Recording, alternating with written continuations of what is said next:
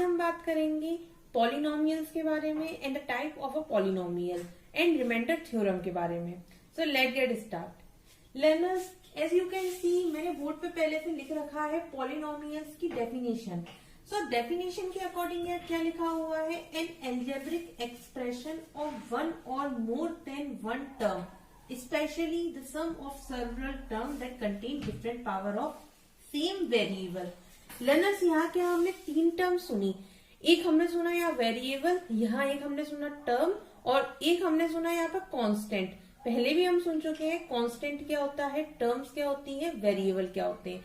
So before starting the polynomial मैं आपको ये तीनों चीजें ब्रश अप कराना चाहती हूँ ताकि हमें पॉलिनोमियल इजीली समझ में आ सके। सो लर्नर्स, सबसे पहले हम बात करेंगे वेरिएबल के बारे में कि भाई वेरिएबल क्या होता है, फिर हम बात करेंगे कांस्टेंट के बारे में, फिर हम बात करेंगे टर्म के बारे में। तो सबसे पहले मैं बात करती हूँ वेरिएबल। अब नाम से ही समझ में आ रहा है वेरिएबल का मतलब, वेरिएबल मतलब जो चीज वेरी करती है, फाइन, मतलब कि एक जगह फिक्स्ड ना रहना, दैट मीन्स ये है वेरिएबल। अब ये तो हो गया उसका मीनिंग।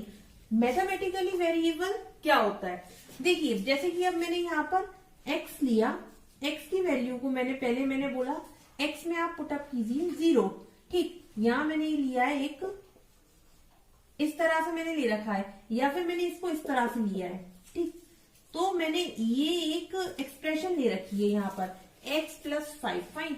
मैंने बोला x की जगह पे पहले आप 0 पुटअप कीजिए, तो x की जगह पे मैंने जब 0 पुटअप किया तो मतलब कितना हो जाएगा, 0 प्लस 5 दैट मीन्स 5। अब मैंने बोला कि x की जगह पे 1 को पुटअप करना है, तो x की जगह पे 1 को पुटअप करेंगे तो कितना हो जाएगा, 1 प्लस 5 दैट मीन्स 6। तो यहाँ अब हमें वैल्यू क्या मिली, 6। तो देखिए लर्नर्स, वेरिएबल का मतलब है वेरी करना।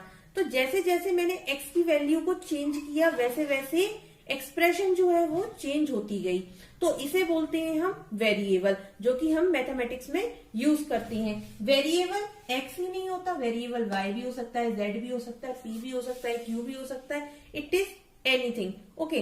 तो ये हो गया ऑल अबाउट द वेरिएबल जो कि वैल्यू चेंज करता है। अब हम बात करते हैं कांस्टेंट के बारे में कि भाई अब कांस्टेंट क्या होता है। कांस्टेंट मतलब कि वेरिएबल अब वैल्यू को चेंज नहीं करना है, अब कांस्टेंट मतलब वैल्यू जो है वो फिक्स्ड रहेगी, फाइन। ये वैल्यू की जो होगी आपकी वो चेंज नहीं होगी। जैसे कि आपने यहाँ देखा वैल्यू चेंज हो रही थी। अच्छा, अगर मैं कुछ जैसे कि यहाँ लेती हूँ 6, 7, अब 6 जो है वो हमेशा 6 ही रहेगा, ये कभी भी चेंज नहीं होगा। 7 जो है ऑलवेज बी ना 7। अगर मैं यहाँ 10 लेती हूँ तो वो भी हमेशा 10 ही रहेगा। तो ये हो गया ऑल अबाउट कांस्टेंट, मतलब कि वैल्यू हमेशा फिक्स्ड ही रहेगी। अब मैं बात करती हूँ टर्म के बारे में। लर्नर्स, टर्म के बारे में बात करने से पहले मैं जैसे कि आपको यहाँ बताती हूँ, एक बारे में बात करने से पहले मैं इक्वेशन के बारे में बताती हूँ। आपने बहुत बार सुना होगा जैसे कि इक्वेशन का मतलब क्या होता है, जहां पर इक्वलिटी का साइन हो उसे हम क्या बोलते हैं, इक्वेशन बोलते हैं। जैसे कि एग्जांपल लेते हैं हम इसमें, x plus 5 plus 5 equals to 0। ये क्या है, हमारी एक इक्वेशन है। कैसे है ये इक्वेशन, ये देखिए इसमें यहाँ पर वेरिएबल है, कांस्टेंट है और कुछ साइन भी है, और सबसे मेन पॉइंट जो कि ये बता रहा है कि ये एक इक्वेशन है, वो क्या है, साइन। दैट मीन्स ये क्या है, हमारी एक इक्वेशन है, फाइन। अब अगर कोई हमसे बोले कि टर्म क्या होती है, टर्म का मतलब होता है जो कि सेपरेटेड हो, प्लस माइनस, ये डिवीजन या मल्टीप्लीकेशन के साइन से, उसे हम बोलते हैं टर्म। अब जैसे हमसे कोई पूछे कि इस इक्वेशन में टर्म क्या है, तो प्लस से क्या क्या यहाँ पर सेपरेट हो रहा है, एक तो x हो रहा है सेपरेट, एक y हो रहा है सेपरेट, एक 5 हो रहा है सेपरेट। तो टर्म जो है हम यहाँ पर ले सकते हैं क्या, x, y और 5, ये हमारी तीनों क्या है, टर्म है।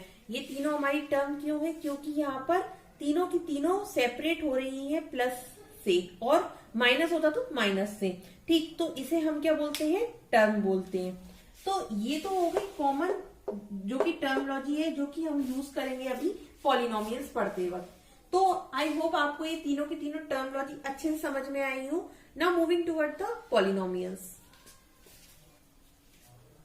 सो पॉलिनोमियल का मतलब एल्जेब्रिक एक्सप्रेशन है, कोई एल्जेब्रिक एक्सप्रेशन जिसमें कि एक से specially the same the sum of several term, मतलब कि सर्वरल टर्म का क्या है, यहाँ पर समेशन है, टर्म का समेशन है, that contain a different power of same variable, मतलब कि यहाँ वेरिएबल पर डिफरेंट डिफरेंट पावर्स हैं। फाइन, मतलब कि पॉलिनोमियल का मतलब क्या है, पॉलिनोमियल का मतलब है, एक और बार मैं रिपीट करती हूँ, यहाँ पर पॉलिनोमियल का मतलब है कि एल्जेब्रिक, मैं पॉलिनोमियल को एक और बार डिफाइन करती हूँ, N algebraic expression of one और मोर देन वन टर्म, मतलब एल्जेब्रिक एक्सप्रेशन है जिसमें कि एक और एक से ज्यादा टर्म्स हैं, specially the sum of several term that contain a different power of same variable. That means यहाँ सम करना है हमें टर्म्स का, और पावर्स जो है वेरिएबल की वो क्या है, डिफरेंट डिफरेंट रहेंगी। अब देखिए एग्जांपल लेते हैं, पहले हमें कोई एग्जांपल है 5x + 3 = 0। अब इस एग्जांपल में हम सबसे पहले टर्म फाइंड करते हैं कि टर्म क्या है। अच्छा लर्नर्स, एक बात पे आपने ध्यान दिया, यहाँ प्लस है, प्लस से जो कि सेपरेट हो रहा है उसे हम बोलते हैं टर्म्स। तो प्लस से सेपरेट क्या क्या हो रहा है, 5x हो रहा है और एक 3 हो रहा है, तो मेरी टर्म क्या हो जाएंगी, 5x और 3, तो इसे हम क्या बोलेंगे, टर्म्स बोलेंगे। अच्छा, x जो वेरिएबल है उसके ऊपर पावर कितनी है, यहाँ पर पावर जो है x की वो कितनी है, 1 है। सो हमने यहाँ एक x लिख रखा है, इट्स अप टू यू। वैसे तो x 1 है, उसके ऊपर पावर 1 है, तो हम उसे डिनोट नहीं करते हैं। अदरवाइज अगर यहाँ इस तरह से कुछ लिखा होता, x³ + x² + 3x = 0, तो 2 को 3 को हम डिनोट करते हैं, बट x के ऊपर 1 मतलब कि इसे हम डिनोट नहीं करते हैं। फाइन, तो it's all about the polynomial. Now we are talking about the types of polynomial. अब हम बात करेंगे टाइप्स ऑफ पॉलिनोमियल, कि पॉलिनोमियल कितने टाइप के होते हैं। पॉलिनोमियल 3 टाइप के होते हैं, monomial, binomial and trinomial. So learners, monomial, binomial and trinomial, अब हम इनके बारे में बात करेंगे। तो सबसे पहले हम मोनोमियल के बारे में बात करें कि मोनोमियल क्या होता है। मोनोमियल दैट मीन्स जिसमें एक टर्म हो, उसे हम बोलेंगे मोनोमियल पॉलिनोमियल। सबसे पहले लिखेंगे यहाँ पर monomial in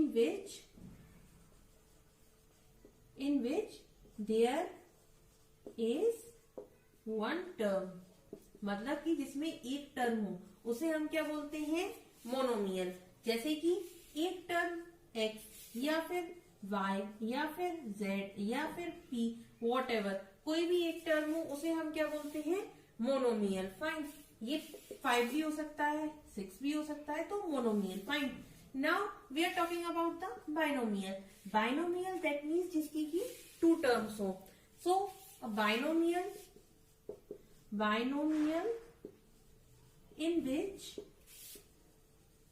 in which there is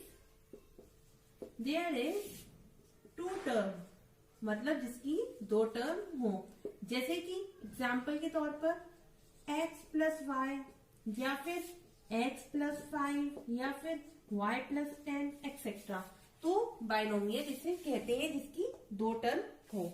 now trinomial. So trinomial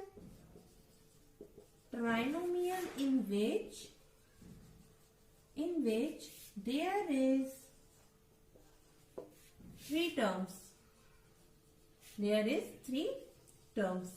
जैसे कि 3 टर्म्स हो, x + y + z, जैसे कि 1 2 3 3 टर्म्स है, तो इसे हम क्या बोलेंगे, trinomial. So learner, it's all about the polynomial. Polynomial क्या होता है, पॉलिनोमियल के type. Now we are talking about the remainder theorem. Remainder theorem क्या होती है, इंपॉर्टेंट थ्योरम है एग्जाम पॉइंट ऑफ व्यू। आज हम बात करेंगे रिमाइंडर थ्योरम के बारे में फॉर क्लास 10th, जो कि बहुत इंपॉर्टेंट है बोर्ड एग्जाम्स के पर्पज से। So let's get start. Learners, as a name से रिमाइंडर थ्योरम, इसमें हमें क्या फाइंड आउट करना है, रिमाइंडर। लर्नर्स, आपने ये तो देखा ही होगा, जैसे कि इस तरह के डिविजन्स जो रहते हैं, x minus 2 and x cube minus x minus 10 what ever जो भी रहता है। इस तरह के जो डिवीजन रहते हैं उसमें हम क्या फाइंड आउट करते हैं, रिमाइंडर फाइंड आउट करते हैं, क्वोशिएंट फाइंड आउट करते हैं। इस तरह के डिवीजन काफी लॉन्ग भी होते हैं, लेंथी भी होते हैं। अब अगर मैं बात करूं रिमाइंडर थ्योरम के बारे में, सो हमें क्या होगा यहाँ पर डिवीजन मेथड से बचने के लिए और इस डिवीजन मेथड को इग्नोर करने के लिए रिमाइंडर थ्योरम का हम यूज करते हैं डायरेक्टली। देखिए कैसे, स्टेटमेंट लिखा हुआ है, if a polynomial px is divided by the binomial x minus a the remainder obtain is pa। जैसे कि देखिए यहाँ लिखा हुआ है पॉलिनोमियल है px जो कि डिवाइड करते हैं हम बाइनोमियल से, दो टर्म है बाइनोमियल से डिवाइड करते हैं तो रिमाइंडर जो है वो मिलता है, हमें क्या मिलता है, pa के फॉर्म में। देखिए कैसे, मैं आपको एग्जांपल देती हूँ। सपोज कीजिए कि px मेरे पास ये कोई टर्म है, x cube minus 4x square minus 7x plus 10, ठीक। इसे हमें डिवाइड किससे करना है, x माइनस 2 से, और हमें इसका रिमाइंडर फाइंड आउट करना है।